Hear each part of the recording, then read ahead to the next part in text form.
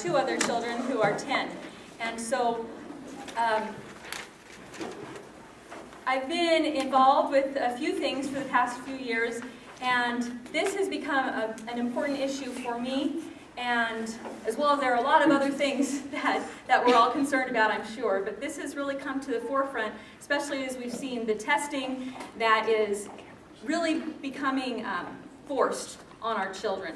And so many parents, so many community members are concerned about what's going on, and so we decided to put together this meeting for, well, we delivered flyers to our Westwood community, but I think that more than, it's much more balanced people that are outside of the Westwood community. So maybe we could just, by raise of hands, how many of you here are parents of children who would be affected by the AZ merit tests? Okay, and how many of you are teachers? Okay, are there any administrators or other school employees here? Any elected representatives, school board members, or representatives, senators, anyone like that? Okay. That speaks volumes. Well, we had to do this in such a hurry, and I really appreciate you being here because I just last week realized that my junior son was going to be affected by this. I started doing the research, I started calling my school, and they said, we don't have the schedule, we don't have the schedule, and then finally I was able to get the schedule Thursday morning.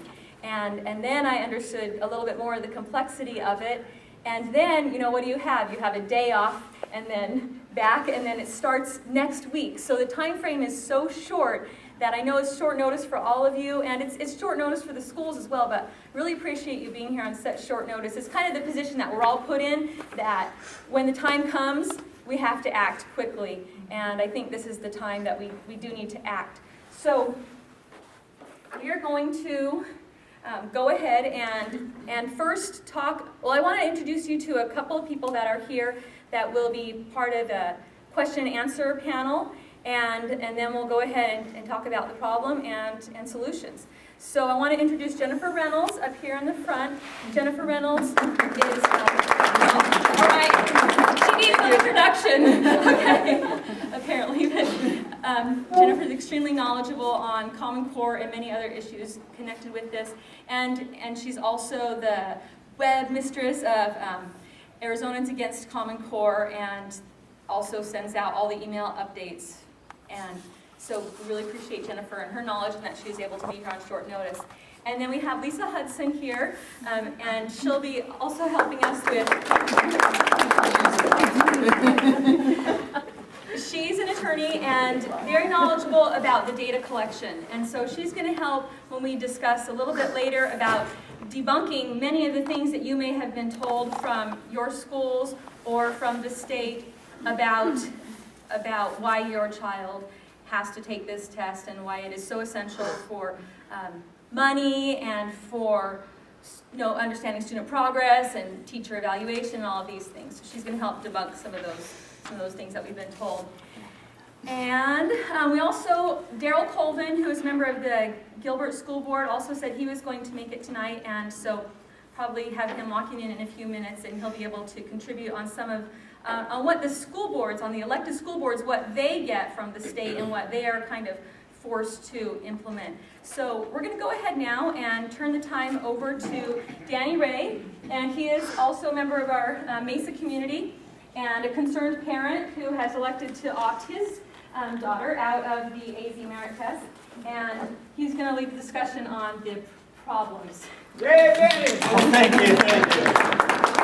He's one of my biggest fans. I have to pay him to come, though. But I'd like to thank everybody for coming. It is short notice. It's not always easy to come and to show up to things like this because lots of times we really don't know what's going on. And like Tracy said, it always seems like we're behind the 8 ball because they never stop. You know, and there's always things going, and they're always trying to make things, like make more issues for us or whatever, and we just want to live our lives. And so sometimes it seems like we're always behind. But for us, as concerned citizens, we have issues and we have problems with what's going on. And I'm sure you also have issues and problems and concerns. For myself and my wife Alyssa's right here, we have 3 children that attend Mesa Public Schools. And we decided that we didn't really like how things were going, how the Common Core standards, how they're really unknown. For a lot of the stuff is really unknown. It's not like right there where you can see it. And so it's very concerning to us to subject our children to something that we know nothing about. And so we elected to take our fourth grader. We have a fourth grader, a second grader, and a kindergartner. So only our fourth grader was affected at this time. We elected to say she's not taking the test. We don't want her to take the test. And my wife went down to the school and was confronted by the principal. And unfortunately, it was not a very good meeting.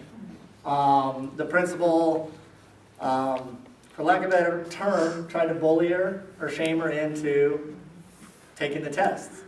Told us, we wish you would just support the school, implying that we don't support the school. My wife's been a member of the PTO for 5 years.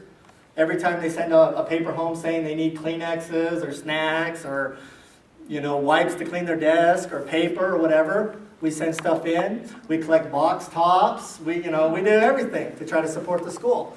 And so it was really hurtful to have him sit there and try to guilt us in to just submitting, and saying, oh, just do whatever you want with our kids. But one of our biggest problems with it is it doesn't affect the grades.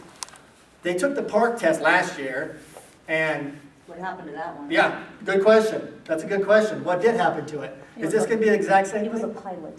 It was a pilot? test. Yeah, and so It wasn't real. we got all these things. Why are we taking tests that aren't real? Or our kids they're not guinea pigs. They're not to be tested on. And the fact that my 9-year-old was so stressed about this big test. That she had to pass, That she had to do good on, yeah. And in the city of Mesa, they have like a little magazine that they send out. And it was talking about, I actually have the copy of it right here. It's called Achieve. Achieve, because we all want to achieve, okay? But it has a little thing about what is AZ merit. And some things that really stood out to me that kind of bothered me were that they don't expect more than 30 or 40% of the kids to pass it. So why are we taking it? I mean, if the kids can't pass it, then why are we taking it? It's a waste of time, in my opinion. It says requirements to pass the test will not be known until later this summer. So we're not even going to decide what it takes to pass this test until later this summer. And for me, I don't like putting my kids in a situation to fail. Exactly. Why not have them My in a daughter's situation? crying. She's like a straight A student. For her to know that she's going to fail this test is really freaking her out. Yeah. And why are we putting our kids in a situation where you can't, you're not even expected to pass it? Yeah. If we're not, Why you send the kids up to fail? Exactly. And so those were some of the issues that we were facing.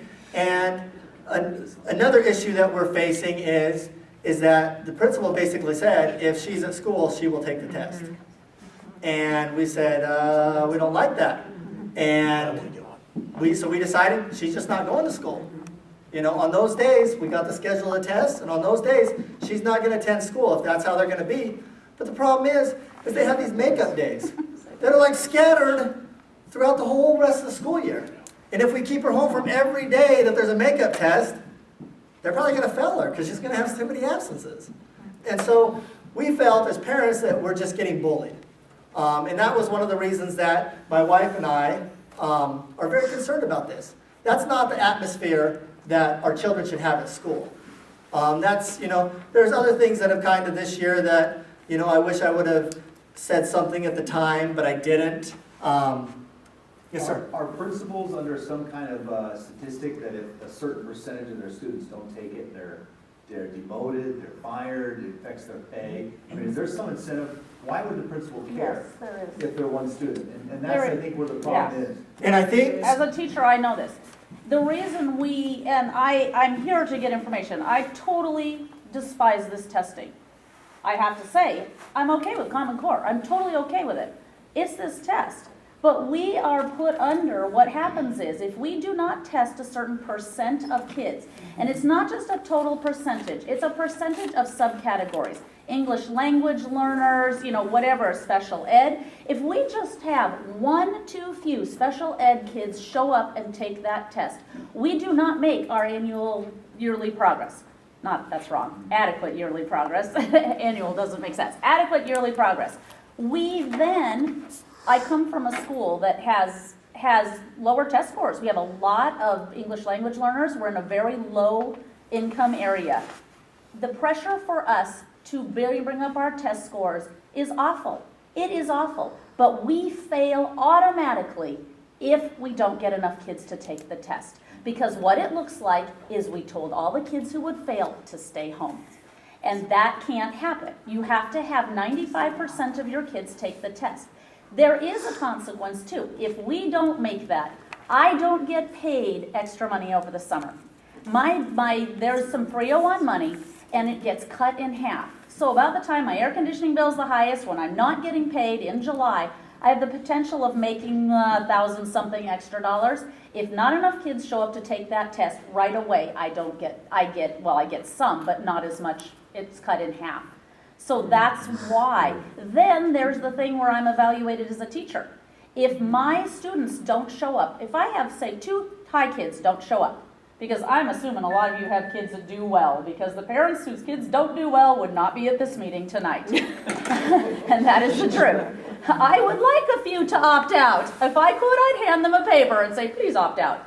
But if let's just say I have only a couple kids that don't show up, that were high scorers, my overall growth goes down. That's a third of my teacher evaluation. That can affect my extra pay also. That can affect whether I can transfer. There are tons of things. And it is so not right. But if it's set up for only 30 to 40% to fail or pass, you're going to lose it anyway. Because they've made it. They're looking at it to make it fail. If you look at Ames, it is no different that they switched to the new test. Everyone's like, well, now it's the pressure's more. No, not. We had horrible pressure for Ames. Horrible. Ever since all the testing, it has been. And it is true that a lot will fail. This is a baseline This particular test, they are saying, we don't expect. I know, but this is 30 what to they'll 40% do. They pass. will measure growth. So, Let me So just they jump know in that. for 1 second. So what we want to get right now is kind Sorry. of different people's concerns, Yeah. and then we are going to discuss those. And so thank you so much. So those are some concerns as a parent that I had. And there's concerns that they're not going to meet the numbers that they need to meet, which affects money. Usually the root of most things is the money. What are some concerns we want? We know our concerns, but it's important. I'm not here to sit there and say, well, I have these concerns and so should you. Well, my concern is this generation of children, the children who are taking this test, are they possible casualties of this testing, of Common Core? Are they casualties? Are they just disregarded and, just like as, frontline Marines, you know what I mean? Just test subjects, the first round of tests. Yeah, so are they Guinea casualties? pigs. Yeah. I don't want my child Yeah. to be. Are our students casualties? Anybody else? If the teachers don't know what's on the test, how do they teach to the test? They don't. They're teaching to standards. We're teaching to sample tests. We have samples, and there's the standards that go with it. You're supposed to teach to the standards, which are then assessed. As a teacher, I looked at the practice tests. I looked to see what it would look like, and then I tried to match my instruction to prepare them for what we were guessing it would look like from practice tests. Does that Any make other- sense? Yes. Two Yes. things, there's Sorry. so much of misinformation out. On your opt-out site, you say that the kids have gone through their 100 days, so they won't, so they've already gotten their federal funding for it, right? Is that true? The opt-out site's not my site. Oh, I'm sorry, whomever, on the Yeah. opt-out Arizona site, it says, now, the principal at our school, which is up north in Phoenix, stated that we will be losing federal dollars if the opt-out doesn't come through or if the kids don't go to the test. Yeah, we'll address this. Okay. Let's make a list of questions, and then we have some people that are a little bit more knowledgeable on these subjects. I just want to be clear, is it just this test that you're opposed to? I mean, we've been taking standardized testing in schools forever. So is it just this test that you're I'm opposed, as a parent, I'm opposed to, Were you opposed to Ames and the I guess- Iowa? my kids, for example, were young. You know, I'm just getting into this. And so I don't have kids that were old enough to experience all this stuff. So I'm pretty new to having my child take these tests. I'm opposed to the way it's ran. I'm opposed to the test that I can't see the test. There's a lot of unclear stuff that happens that, you know, we hear all this stuff about Common Core, about this, about that, about, you know, I would like to see it. You know, as a parent, I would like to see what my child is supposed to be being tested on. You can download the standards, you know. No, but I mean, there's a lot They're of right stuff, here on my there's a lot They of are stuff that's so unclear. convoluted. Yeah, there's a lot of And stuff they're that's not clear. 100 pages But not- long. It's like Obamacare. Yeah, It's exactly the same. So I've been led to believe that there's a lot of information gleaning that will happen in this psychological new test. And I was wondering if that information and that idea of a file that rests with the federal government on each child, if that's happened with the Ames testing or if that's just all brand new. so data mining, or whatever you want to call it, I don't know what the name that you call it, right here. I can't remember what you just asked, but part of my problem is, besides not being able to see the test and the questions once the test has been administered, if that's true, is that the information that our children are being taught in the classroom. My daughter's been attending private school until just, I guess, December. And then the Chandler Public School, she was taught, this is the CATS program, that the Second Amendment, you have the right as a citizen to keep and bear ordinary weapons, and that is not what the Constitution says. They also had a very loosey-goosey interpretation of the Fourth Amendment. And if I'm not allowed to see the tests, and the curriculum is so watered down, and this is for a gifted program, I have issues. So content, watering down of information, Right. just things like that. An example is I have my kindergartner, he's not even in the testing, but he was told the first day of school when he came home from school, I said, what'd you learn? And he goes, well, they came and talked to us. I said, what did they talk to you about? And he goes, they told me that if I always do what the adults tell me, I'll never get in trouble. And I was like, that's a bunch of baloney. You never do what adult says if it's wrong. I don't care if it's an adult, if it's a kid, if it's anything. If it's wrong, you never do it. I don't care what the consequences are. Oh, right here first. I was wondering if there's more hours spent testing with this test than previous tests. So I had heard that other states, they were like doubling testing time, even though the tests didn't make any difference. They were saying like 20 hours instead of 10 hours or... More classroom time being used. Yeah, you know, and I don't know if this is true or not, but I heard and was concerned that, that they're kind of mixing the boundaries between different kinds of subjects. You know, when I was a kid going through high school, I hated English and history, I loved math and science. Turns out I did good in everything and went through college and became an engineer, but the point is now, a kid who's good at math, but not so good in English, is gonna have a hard time in math, I understand. And, you know, my son was telling me, he's a sophomore at Westwood, and he's an IB student, and he's brilliant. But he says, you know, Dad, I spent 5 minutes on this question that said, what are the two best answers? You know, and it was out of 4, right? But it turns out, and he's telling me this, Dad, it turns out that you could have picked any 3 of the 4, or there's one that didn't work, but you could have picked any combination of 2 of 3 correct answers. But he scratched his head for a long time going, well, shoot, I see 3 of them make sense. One of them's got to be wrong. What is it? I mean, I've taken the SAT exam, right? The ACT. We know these tests. You know, I've taken the Series 7 for finance. You get good at taking tests, and you know, oh, this one's wrong, this one's wrong, this must be right.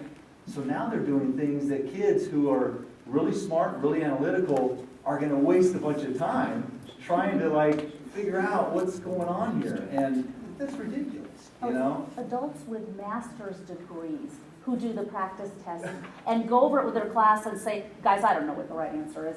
That's what my daughter's teacher That's told what I me. did. I said, I don't know what answer they're looking for. Well, along with that, one of the concerns I have is that I have I've read, the company that actually produced the test is not an educational company.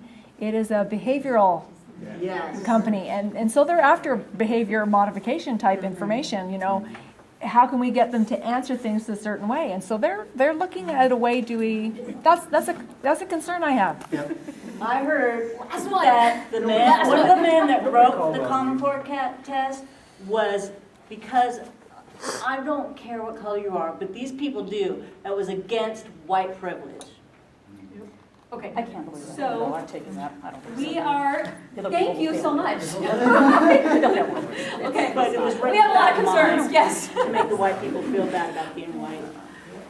So what we want to talk about now for a few minutes are some solutions to this where we can actually be proactive and do something to make a difference. So we have a few ideas, and then we are going to go to the part where we talk about debunking some of the things that you may have heard, and some of the things, I mean, there is validity to some things like, is all standardized testing bad? Are we saying that all tests are bad? Well, I don't think we are. What we're saying is that there is a better way than what's going on for our kids right now, and we want to stand up and make sure that we're counted and we're engaged on this issue to protect our kids so that this isn't what happens. So we have put together some solutions. As you know, many of you may have seen the optoutaz.org website. If you have decided that you do not want your child or children to be tested, then they have forms there that you can download and print to bring to your school. And I also have printed out a few of them back there. They actually have a number of different forms, so you can choose the one that you like best. And we also have come together as parents, and as parents, as we discussed this, we thought, look, there is a purpose for standardized testing. There may be, this is going to help parents and students know where they are. If done correctly, this can help to create a baseline so that you can know as a parent, you can know as a student, how am I doing? You can know as a teacher, as a school district, aggregately, how are you doing in educating your children? And so my point is that we aren't a bunch of parents and concerned people coming together saying, hey, throw out the whole baby with the bathwater. We support the best educational practices. We support our local teachers and our local schools who are trying to do their best to educate our kids. You have to understand that there's a hierarchy in the state, and it starts in many ways with the money that is held over the state's head by the federal government. So in some ways, it's like a carrot, but it's also like a stick. So they say, jump through these hoops so that you can get this 5% if you're a Title I school. And then they say, and if you don't, here's the stick. And so one of the sticks is, what the money, and one of the requirements is to get a certain percentage of kids in these different groups, as you mentioned, tested. That's one of the requirements. And so there's this, it starts here at the federal government level is where a lot of the problem is. And then it comes down, not to our local elected school boards, but it comes down, and not to our local elected legislators. It comes down to a politically appointed group of people, the State Board of Education, who is, by the Constitution of Arizona, designated as the group that sets policy. And we do not have a voice on that because they are appointed by the governor of the current governor. And so we want to figure out solutions for holding the State Board of Education accountable for the things that they are implementing, because now it's come down to implementing standards, and even to the point of shutting off to some extent the Department of Education, which is headed up by the Superintendent of Public Instruction, who is elected by we the people.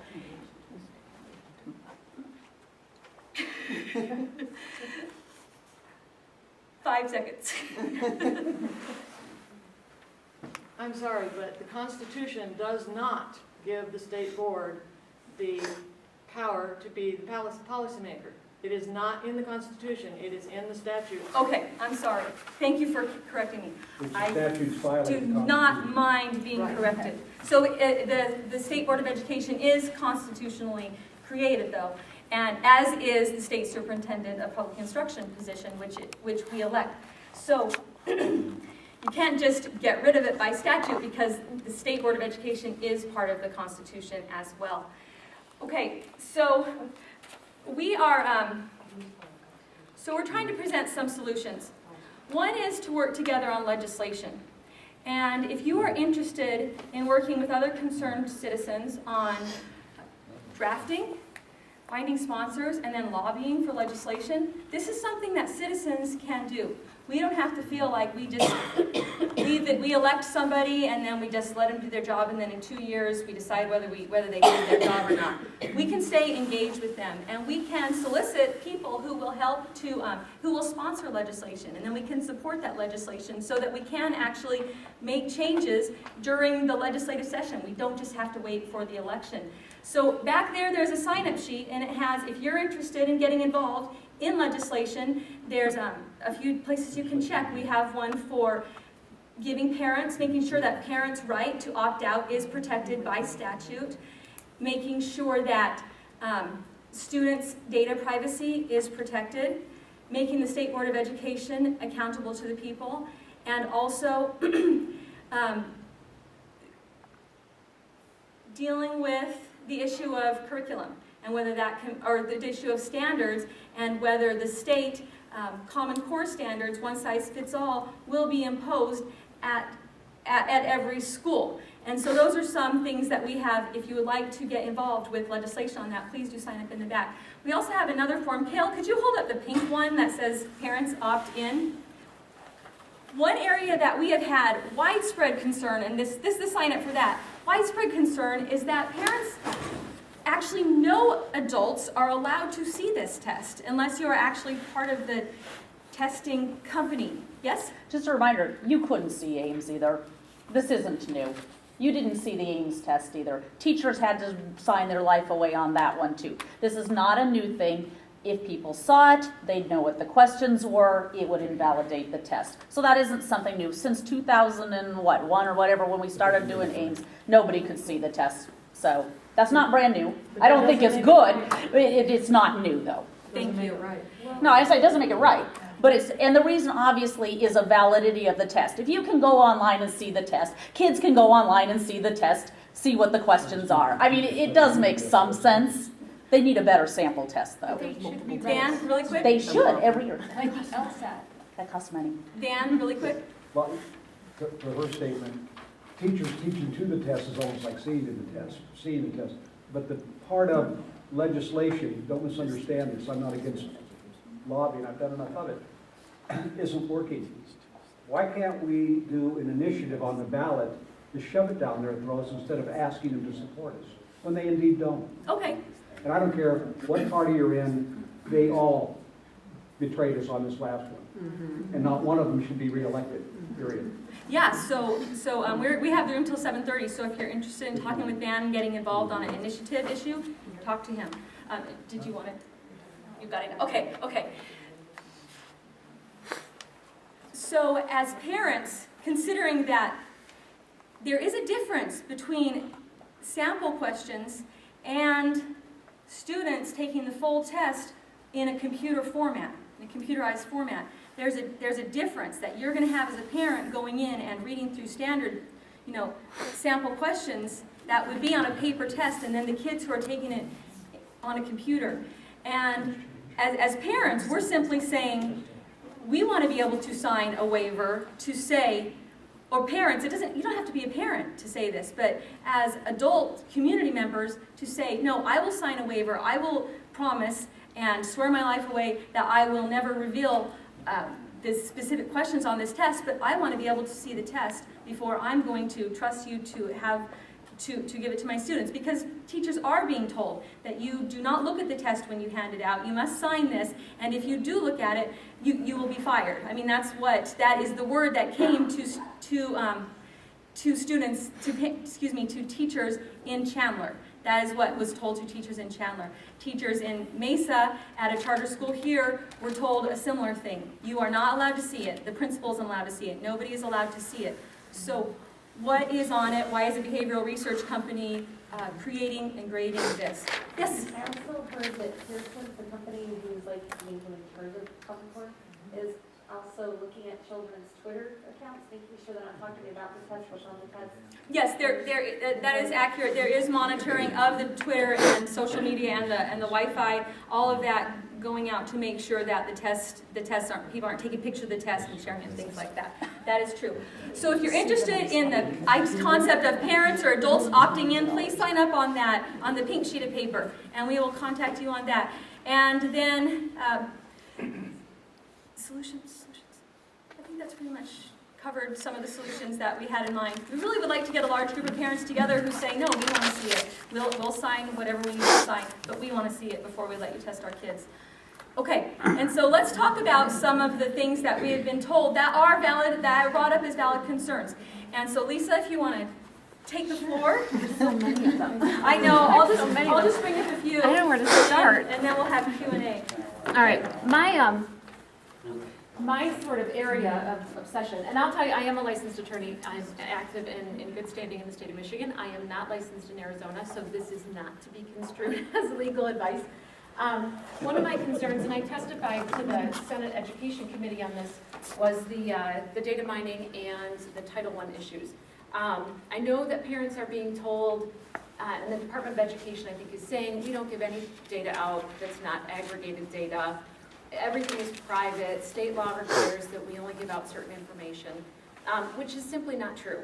We know that the federal government gave the state of Arizona $12 million or something along those lines, excuse me, to finish creating the longitudinal data system, the state longitudinal data system. So all that information can be pulled into the system from test scores, from educational records. So that's all in there. It's all going in there.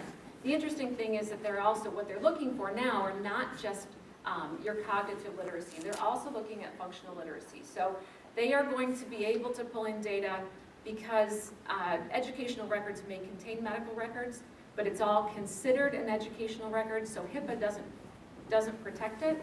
And FERPA doesn't, which was normally what the government would allow protections for student data. FERPA is no longer going to provide your student with any protection on their data.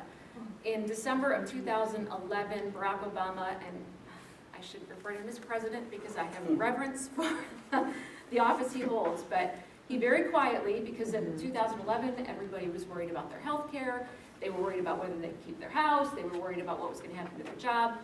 And so very quietly, in the dark of night, I say, he signed an executive order that basically removed every protection your child has from the federal government and from access to their personal information. They required, under the NCLB waivers, that every child in this state has a unique identifier. So your kid is number 1, and your kid is number 2, or however they're designating. So everybody in the state has a unique personal identifier. When they sign into the test, that's assigned, their unique identifier is clicked in with their test, so the testing company knows that student number 1 is taking this test at this school. So basically, FERPA provides no protection at all. The state of Arizona, and not to digress, but the tests are also, they're not testing cognitive literacy. When we've talked about that, they are testing functional literacy, which is, how do you feel? What do you believe? What are your attitudes? What are your beliefs? So it's not cognitive at all, and they are set up, the way the cut scores are, they are set up so that 70 or 80% of these kids will fail. And there's method to that madness, because if you don't meet the requirements of Common Core, what the government wants you to be, you are then subject to government intervention. And they're going to use the special ed money to do it. It's all kind of tied in with Title I. There are a lot of moving parts to this, so it's very complicated, and they assume that you won't know and you won't ask the question, and ignorance is bliss. But the student data is all there. It's all in the system. How they feel, how they believe, what they think is all going to be aggregated and put into this LCDS. Yes? An example of a question from the AP Merit Test was, if you were to get rid of paints that you had just used, how would you dispose of them? Would you dry them out and put them in the trash can? Would you throw away the wet paint? Would you donate them to a friend who had a project going with latex paints? Or, I mean, that's the kind of question that my 8th grader just answered. So are you an environmentalist or no? How do you feel about taking Yeah. care of the world? Do you obey the law, or Right. do you use your logic And and how- donate them? And how amenable are you to being told not to obey the law? How willing are you to go along? And not How only willing are that, where are these eighth graders? If they feel that way, it's because they've seen their parents doing it. I'm sorry. Right, but they want to know that about your parents too. Yes, they Because do. the information they can get about your child is also keyed into what they can know about you as well. Yes, back here, I think you were first. Yeah, just interesting that you say that. My seventh grader, their test question was, how would you dispose of garbage? Incineration, landfill, or reduce, reuse, recycle? Well, yeah, it's all very geared Is it to good use of school time? social issues and how you feel about certain things. It really is, will you comply with what the government says you should do? And that's, I know, really Orwellian, but we never thought we would get to this point, but here we are. Yes? Actually, you had your hand up, sorry. The state, it's called the State Longitudinal Data System. Data system.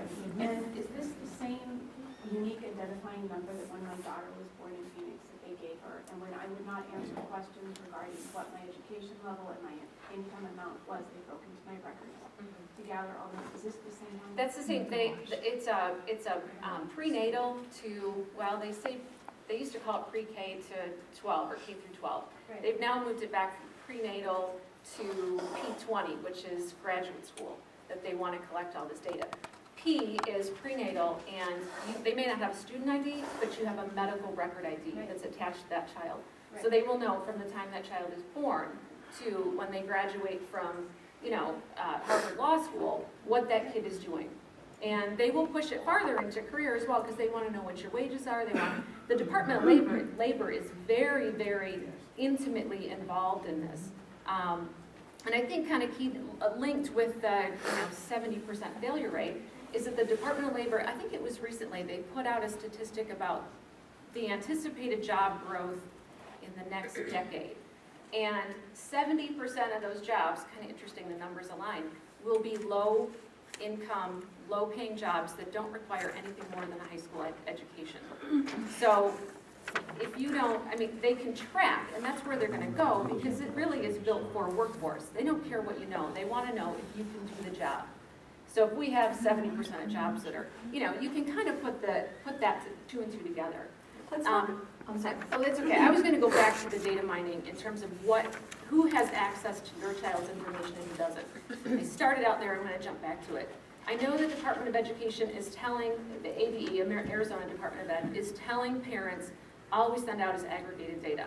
That is absolutely a lie. We were at the Senate Education Committee and I testified about this information, and then they brought in a State Board of Ed person to sort of debunk what I had said. And he stood up there and said, we only send out aggregated data. There's no personally identifiable information. And everything is destroyed. Nobody knows anything. I am trained as a researcher, so I know how to get information. If you want to know, you can find it. And so this will be a little obsessive, but I can't tell you how many times putting Google searches together in search terms. And I finally found what I knew was out there, but I couldn't prove it, is the state of Arizona, like every other state in the country, has partnership agreements. It's a partnership research priorities. And I found and printed their request form and their handbook to give to third parties, which would be consultants, contractors, testing writers, all of your child's personal identifiable information.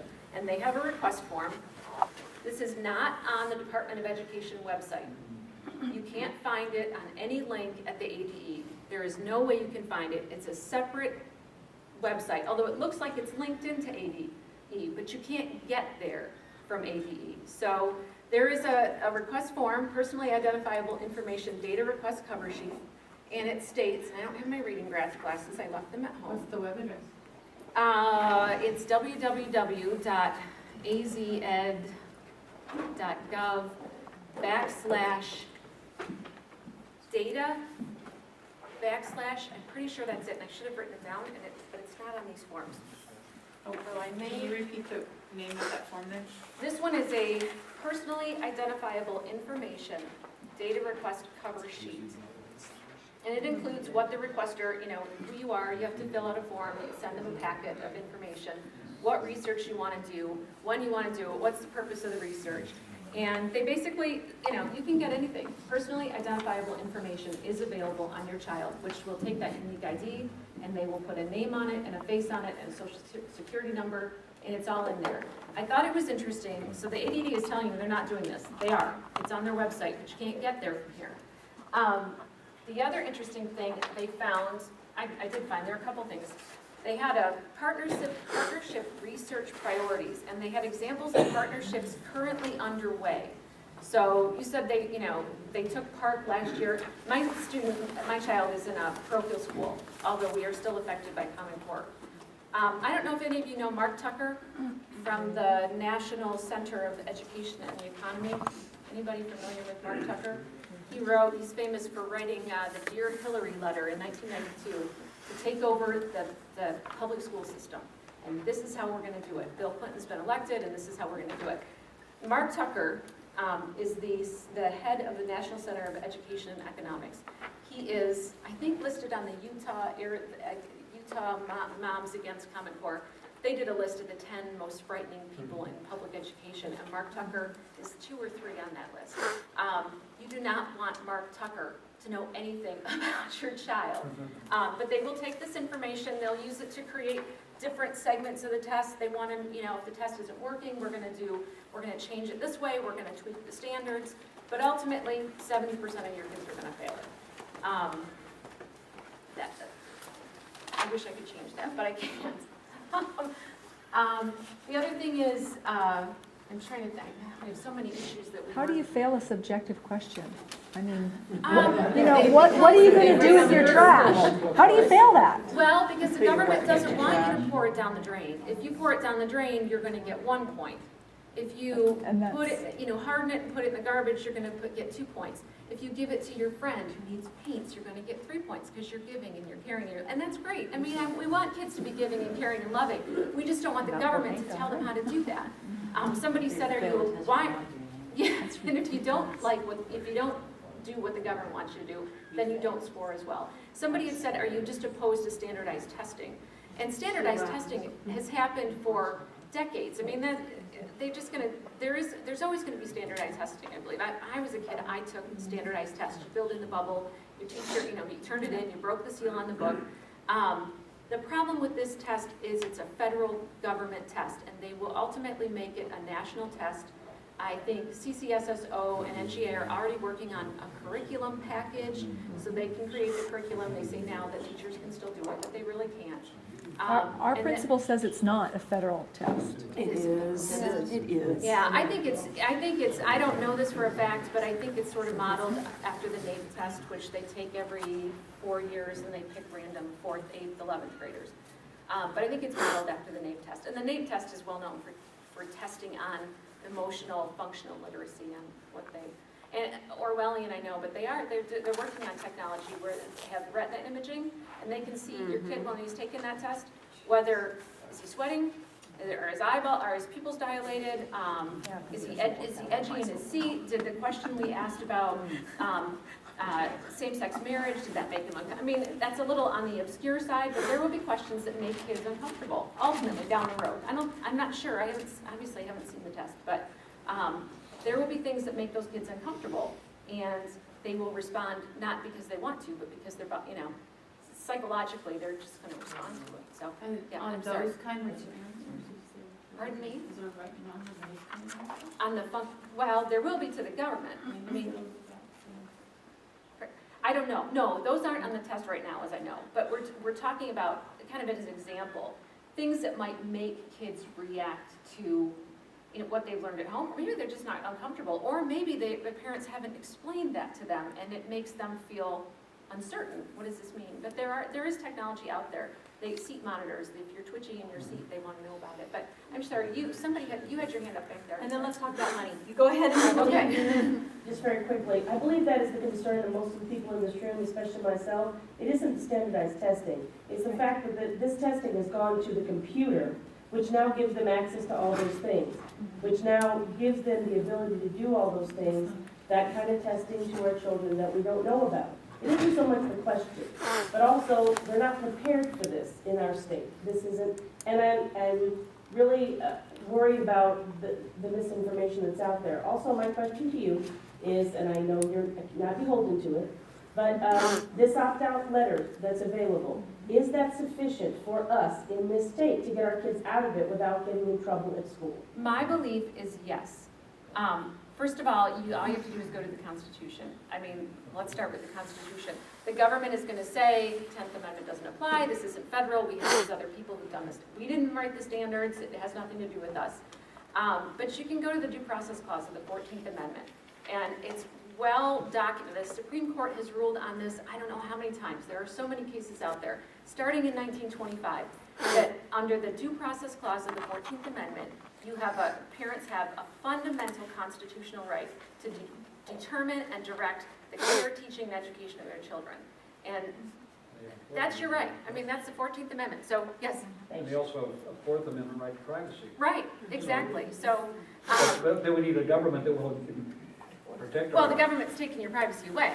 So, I mean, your kids don't have any privacy. That's my point. Right, exactly. We don't have a government that doesn't want to take it away. Right, but at this point, we have an administration I don't think they've ever read the Constitution. If they have, he's thinking that it doesn't pertain to him. The pressure that our legislators and many of the schools and as you mentioned, teachers are getting most of all is the money. Right. So let's talk a little bit about the money, because that can be a significant issue. Right, and I think a lot of people are going back to the 95%, that 95% of our kids have to take the test.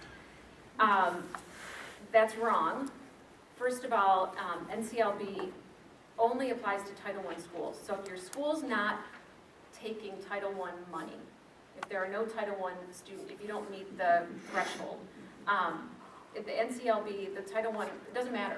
You're not going to lose the funds. In Mesa, though, there are only very small, 2 or 3 elementary schools that are not title. They're not. Westwood is not. The high schools, they have chosen not to title the high schools, though. So the high schools do not receive Title I funds, but almost every single elementary school, and I believe the junior highs have title funds. Right. So Okay, when so there you're are a lot looking of at Title Mesa I Public schools here. Schools, it's unless you're at Zaharas, Las Sendas, Mesa Academy. yeah, Mesa Academy, okay. Almost every other school is title, so Right. just to let you know. Right. It is most schools in Mesa. There are other waivers, the NCLB flex waivers that we signed in order to, you're going to take common court, we'll give you these waivers unconstitutionally, but we're going to give you the waivers. Waiver 2 and 3 basically negate that. They waive the obligation of the schools to meet adequate yearly progress, at least for the term of this waiver, and so really it's a non-issue. The schools are not expected to comply to NCLB requirements because they've been waived. The state of Arizona waived them. There are certain goals that the school sets, Right, though. but the priority schools may, so if you've got schools in the bottom 5%, there may be some question about whether that would be a problem, but those sanctions have never been enforced. I have They've some never been enforced. additional information on that too, that she Yeah. hasn't even mentioned. We actually had a good bill that did pass. Senate Bill 1289 negates completely the A to F letter grading system for 3 Right. years. Right. So nobody's going to be held accountable, teachers, schools, or anyone else for letter grade this for 3 years, because that's been completely disbanded by the Through Department of 2016. through the Department of Education. So they can't hold you accountable if you don't have a certain number of people doing the test. Right, so between that legislation and the waivers. So that's completely gone. They're telling you that it's important, but they assume that you're not going to have people tell you the facts. So the Also, A to F it's letter not gonna- grade system doesn't apply for 3 years. Right, so if they We're tell you stuck your with the kids same are letter going to... grade we got this year for 3 years. That's really what it was. Whatever you had now coasts with you for the next few years. But it's not going to So it's change still with the days, test. right? Yeah, and also I You think can't you're bring telling it up. kids that it'll be applied to their, their final grade, and that same Yeah, legislation. that is same going bill, we have a provision in there for the end of course testing for AZ merit for high school students. They're saying that will be counted as part of your letter grade. Like if you were taking an end of course test for Algebra 2, if you didn't do well on the AZ merit test and you got a D on it, that would be your end of course grade. Well, we have in that bill as well, they cannot hold you accountable for the end of course test grade. So they cannot incorporate it, and it just doesn't make any sense anyways, because those data is not even available until the summer. So how could they grade you on it? Yes? I want to really quickly explain a situation that I had this morning, which is very different from, it's in regards to this opt-out. My child does go to Harris Elementary, probably not a Title I school.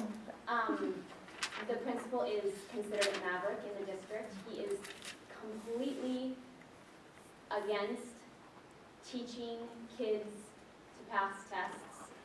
I told them that I'd like to remove my child this morning from school. They told me that he was going to be testing from 10:45 to like an hour, but pretty much the whole day is wasted, as well as weeks before prepping for the test. The tests are given, it's not just one day that they're testing, because of the lack of, and this is at a very nice school, because of lack of computers, then they have to basically do this over multiple days throughout the month, which will also make it difficult for me to take my child out of school. However, I talked to the lady at our front office secretary. She was very gracious. She said, I am very glad you're taking your child out of school. I will make sure that to tell the district that this is why you're taking your child out of school. We wish more parents would do this. We hate this testing program. It reduces our amount of actual education time in the classroom, teaching children what they need to be learning, their multiplication tables, and their and so I had a very different, very unopposed, very hallelujah, thank you for being a good parent experience this morning. Mr. Oliver very much Mr. supports Oliver that. is Yep. amazing. Yep. But maybe that is testament to the fact that we don't want Title I monies. We want to be beholden to, but I'm sure that goes very, very deep to a lot of other concerns. But can I touch on that? You don't want Title I money in your school. The waivers also that the state signed, up until now, it was 40% free and reduced lunch, and then you were eligible for Title I money. The waivers basically reduce that number to 0. So every kid in a public school in the state of Arizona will be at a Title I school, which means now your school has to meet the mandates and the requirements of the federal government under Common Core. So you will be a Title I school. You'll all be Title I schools. Well, And just like with, I think it was Janet Napolitano, when we introduced all-day kindergarten, she said you will always have a choice whether or not your child gets to go to all-day kindergarten or half-day kindergarten. I knew when she said it that wasn't true. no. So, it's just part of the flow of it all. Yeah, and the big picture of that, I think, is, and ultimately, and I have a child in a parochial school, so I'm not, people say, why do you care? I'm like, well, these are kids, and this is their education, and that's why I care. But with the Title I, I'm a big advocate of public school. My mom taught in Detroit for 33 years. She loved her job. She loved those kids. It got harder and harder to do every year, but she loved those kids. But the Title I money will ultimately, I think, create a mass exodus out of your public schools. You guys got to save your public schools. They are the lifeblood of your community. But the Title I money, you're going to get people who say, well, then I'm getting out of here. If I have federal choice under H.R. 5 that's pending in Washington, which I think is going to come up next week, you get federal choice. That's what Obama wants you to have, because we don't want good schools and we don't want bad schools. We want everybody to have the same education. So if you see a mass exodus out of your public schools into charters, now what's going to happen to your public school? You're not going to, our taxes, you don't have students, they're going to close you down, or they're going to turn you into a charter. So there's a, like I say, it's a machine, and there are a lot of moving parts, but you don't want that to happen to your school. So I think jump up and down. That Title I portability, which would allow kids to go from public into a private or a Christian school or a charter, jump up and down with your U.S. reps and your senators. Call John McCain. Call Jeff Flake. I'm not kidding. You guys got to make noise. They don't listen to us. People are kind of kidding themselves if they don't think it's going to get to the Christian schools and the private schools. Yeah. Oh, Eventually and it'll get my there. child's in a charter school, and I'm here fighting it from a charter school. Right. Because it's What going they to want. affect them with the ACT and the SAT. It's all going to be a Well, David requirement. Coleman went to the College Board, and he's right, you know, that test is all gonna change. But, I am, that is the, if you don't take anything away from this tonight, get a hold of your federal, your representatives, reps, and your senators in Washington, and scream about HR 5. Scream about it until you've lost your voice, because Title I portability will be a disaster for public schools, it'll be a disaster for private schools. I'm a Christian, I don't know what anybody's affiliation is in here, but if the federal government comes into Christian schools, We're toast. the government doesn't care for Christians much. So you want to vote yes or no on HR 5? Pardon me? No. Thank you. No, that's at the federal level. It's in the House right now. I don't, it's coming up for vote next week. It was shelved probably about a month ago. They want to make some amendments to it, but right now, the Title I portability is in it. And that is a huge thing. So seriously, call your reps, call your senators. Jessica, I'm sorry, go ahead. Let me just, I know that we're jumping up. No, you can stay standing up. I know. I'm just going to say, I think that we've probably addressed most of the main issues, so we're going to move on to Q&A now, and I know we're kind of way over time. No, stay here. I'll stay here. All right, that's right. And then we can just go to Q&A, and I want just to let you know, Daryl Colvin, member of the Gilbert Public Schools Governing Board, is also here, and so he can address some of the questions of the kind of pressure that they're getting and answer maybe some of the things dealing more with money that he would have more knowledge of. So I'll go ahead and turn the timer to you guys for questions. And let's try to keep the answers at about a minute each so that we can get more questions. Okay, let's go. You get 1 minute. Yes, I'd like a clarification. Last night, but I've been pretty busy with the legislature, and so maybe I missed it. I did not know that we had gotten our waiver renewed. Which one? It was renewed, it was up for renewal March 30th or 31st. I have no doubt it will be. The provisions were renewed when Diane was in Washington, so yes, it has been renewed. Yeah, the deadline was March 31st, but it was done. Okay. How long is the waiver for? I don't know, is this 3 years? I think 3. Don't quote me on that, but I think it's 3 years. Have a question here? In response to HR 5, Matt Salmon is a co-sponsor. Yes. And he's my district guy. And he has So start pounding him. He supports Title I portability. Yeah, it's federal choice in education. And Gosar and I Schweikert maybe. So, but Thank you. Good to know. Other questions? About anything? All the questions you didn't get to ask before? Matt's snapping time? I just want to know this waiver thing again. What is the waiver? I mean, because I need now, two of my kids are in the Gilbert school. I've already dealt with my son in the Mesa school district. But now my Gilbert school is telling that my 2 high schoolers must take it, can't opt out. So I need to know, what do I bring to them? Yeah, what do we do for Gilbert schools? What is And lucky you, they'll say you told them. The outcome of the last election had a lot to say about that process.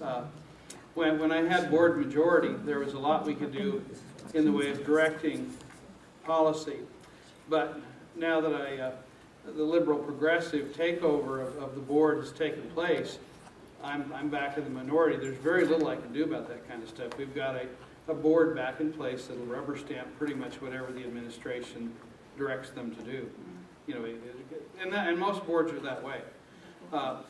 These problems that we're talking about here have been decades in the making. It's just you've got this synergistic coming together and an acceleration of the rate to where a lot of us are going, oh, this is really uncomfortable. But we've been moving in this direction for some time. And you know, if you're looking for, I guess I'm going to get all my airtime in here in one shot. But looking at purity of motive, there's 2 main interests driving this, and I'll try to get back to the Gilbert thing, even though I've pretty much said it. There are business interests and there are political interests driving this, and I don't see either one of those interests with a really core, if I can use that word, belief that I want to do what's best for the kids. And I don't think, I think you know, when you see this intense intertwining of corporatism and government together, I think, you know what the word for that is? It's an F word called fascism. And I don't think we have seen fascism on the march to the extent that it is. You probably have to go to Nazi Germany to draw any parallels that would match what we are in this accelerating rate of fascistic attack on our school systems. But it's been going on for a long time. And going back to Gilbert, the teachers' union, for example, we had union teachers come from as far away as Kingman to knock doors in Gilbert to try to disenfranchise that there would be a conservative voice on a school board in a conservative community. You don't have it anymore. And so I can protest, I can vote nay, I can do a lot of things to try to bring attention to it. I can publish articles in the paper when they'll publish them. But for me to be able to grab a hold of that monster and say, you won't do this, those days are over. And Mesa, I don't think, doesn't have a board that's anything but a bunch of rubber stampers, in my opinion. So it's going to have to be pressure brought to bear. If you look at the behavior in the last legislative session, you know, I had such high hopes for my own Republican Party. You saw them. Anyway, but again, it's those powerful economic and political interests that have been decades consolidating their power. You obviously have some great experience. What is the pressure that you're speaking of when you say the pressure that we should put on? What exactly do you mean by that? Well, you can email board members, you can write to Congress, you can go to meetings.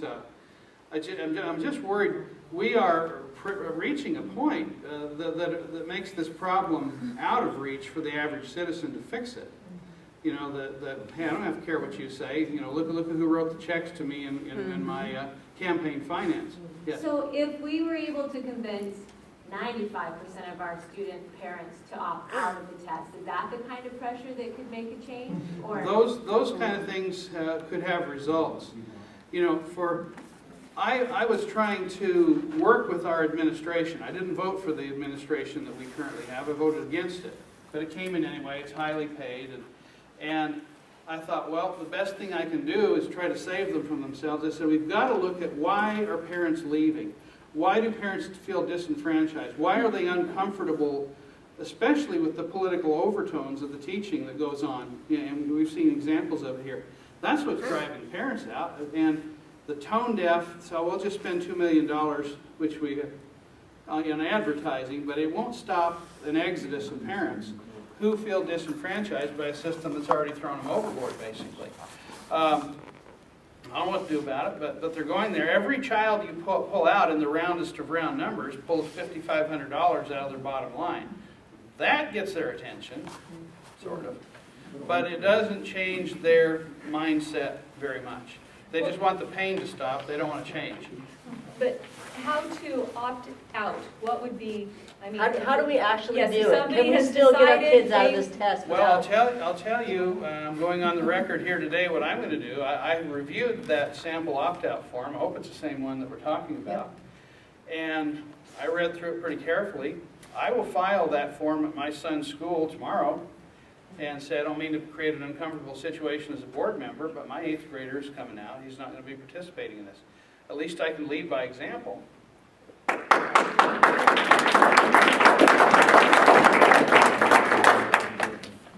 So what do you think's going to happen after all those students that take the test and they fail?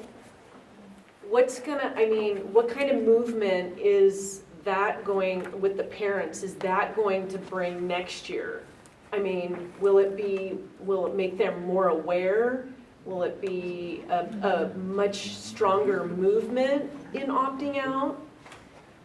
Well, better than if we didn't. I hate to sound so tinfoil hat-ish, but I am who I am. You're dealing with people who cannot be persuaded. They simply have to be defeated. And we've let this thing progress to the point through our combined neglect that we're very near a breakover point where you can't fix it. It's going to steamroll right over the top of you. So these are the last things we can try, and those things may come close to causing that defeat.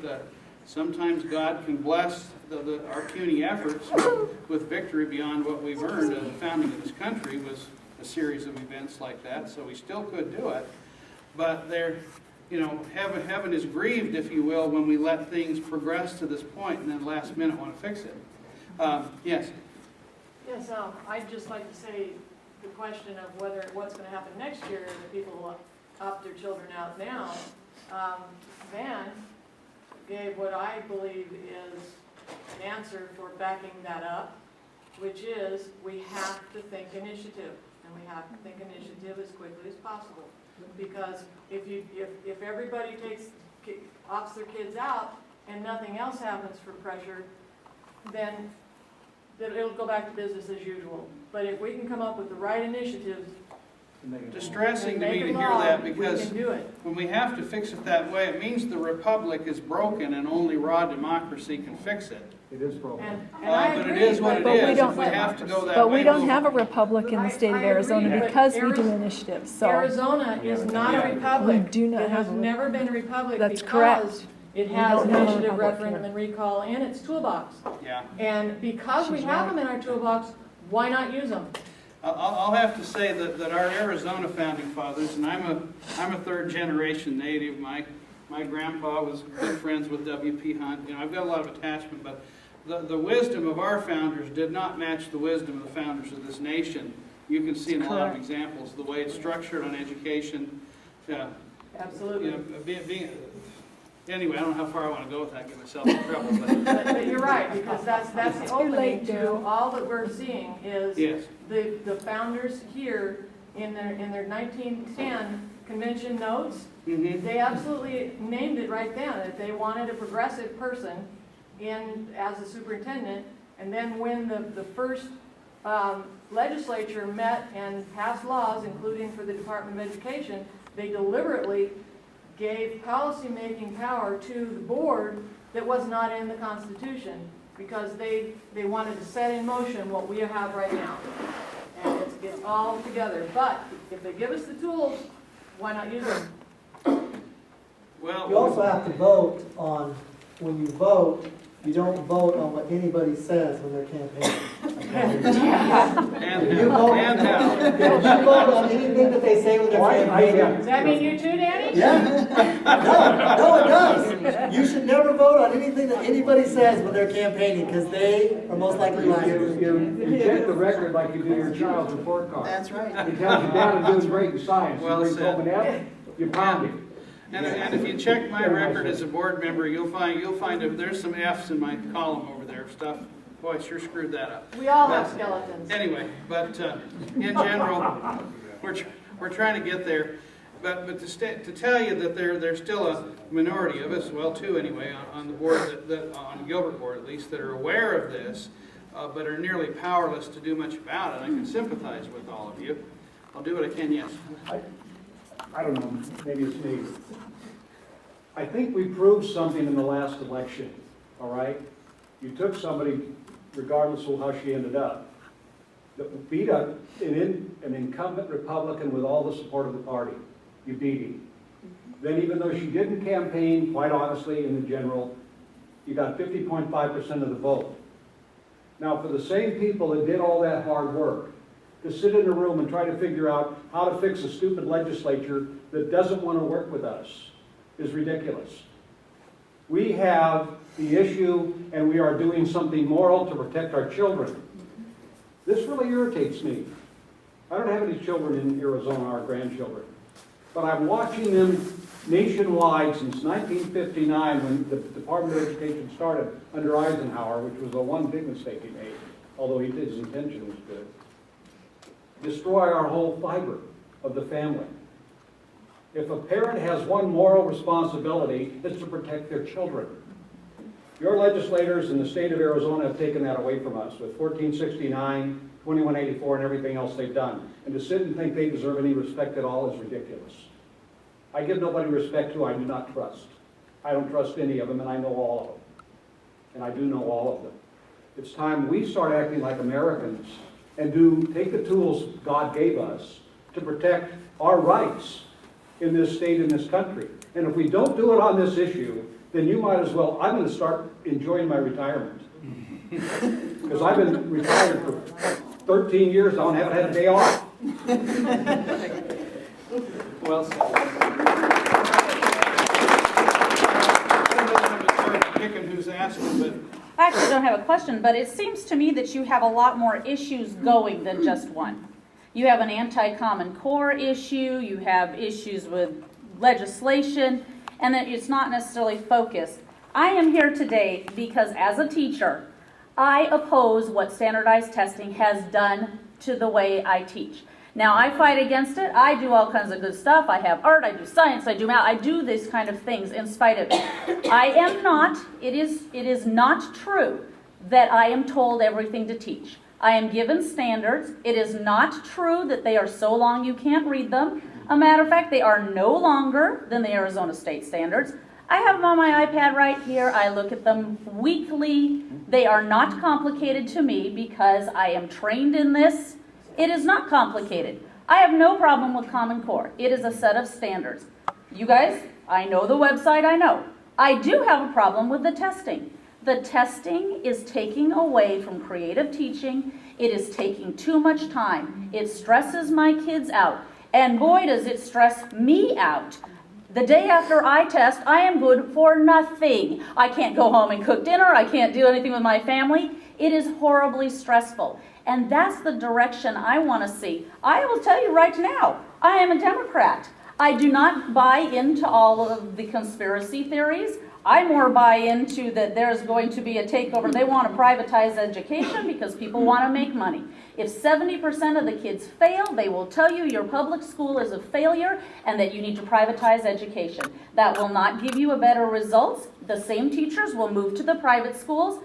The teachers aren't the problem. A few are, yes. I'm a nationally board certified teacher. I'm a member of the union. I am a board buddy with Ben Whiting. I meet with him once a month to discuss things on Mesa Public Schools. I'm involved. I know what's happening in our schools. I am there and I am teaching. I don't worry. We say the pledge. We have a moment of silence. We sing things like the national anthem. I know people can't believe we still do that in school. There's nothing that I've seen on the test that is weird and awful. It could be. Is there a possibility? There might be. I don't know. What I'm mad about is what it does to my teaching, that it makes us so stressed out. And it's not just the one test. There's the practice tests for the test. There's millions and millions of dollars that will be paid in with Ames. There was an acuity test given 3 times a year. Acuity was a prep for Ames. Then there were weekly tests